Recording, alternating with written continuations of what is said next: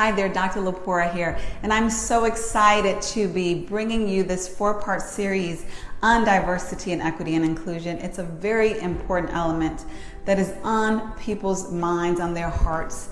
And so today we're specifically looking at a diversity, equity, and inclusion maturity model that I developed. And the reason why I thought this was so important is because a lot of organizations, a lot of top powerful leaders are really confused regarding how to approach diversity, equity, and inclusion, and they're a bit overwhelmed by the ocean.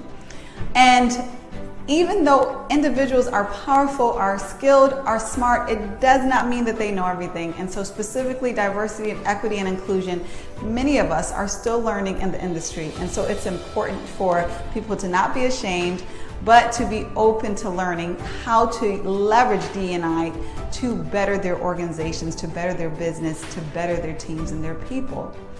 So we're going to dive into this model so that you can see a real look, a real evolution of how your organization can grow, take that journey in maturing through D&I.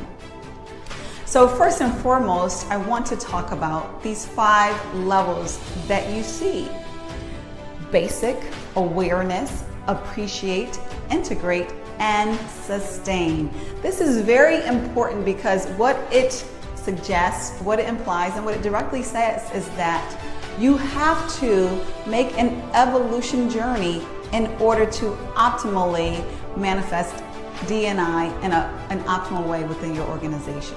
I'm not going to read everything, but I do expect you to read all of this in order to absorb it all.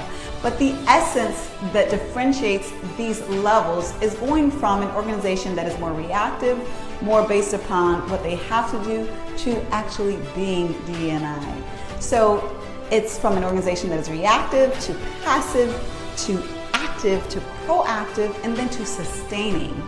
And so these all look very different. And so that intention of your organization, of the efforts, of the investments by your leaders, by the body, is what gets you migrating, what gets you evolving and upgrading through that journey. So what is important to understand is that basic level is one of compliance.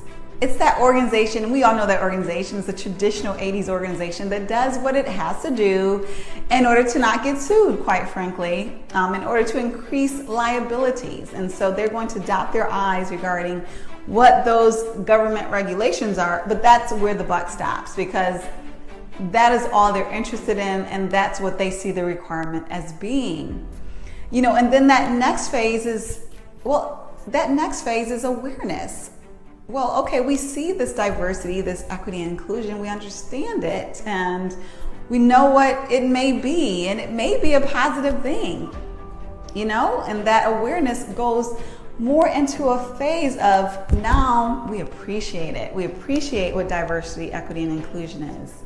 And not only do we appreciate it, but then that goes into we want to be engaged, we want to be active, we want to do something, you know, to basically manifest this great thing that is good for our bottom line, good for our business, good for our people.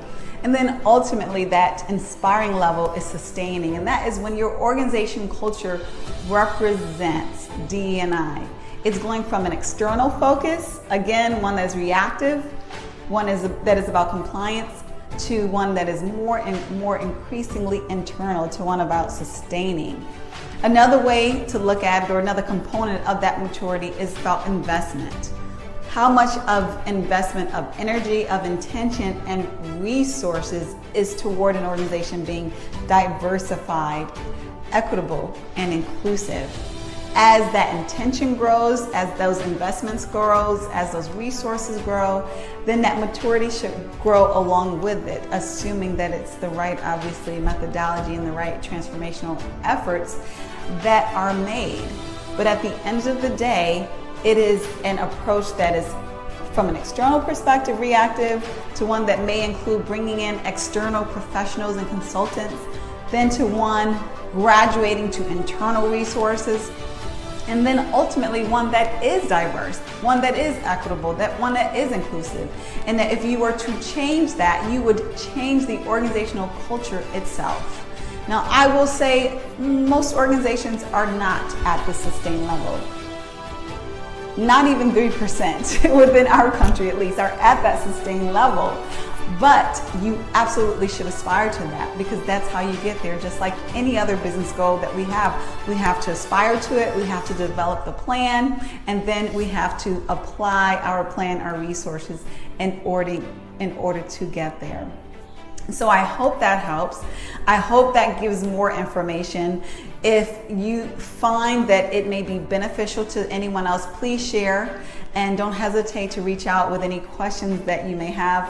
Love discussing this, love helping organizations to do their best in the DE&I space, and I wish you all the best on your diversity, equity, and inclusion journey.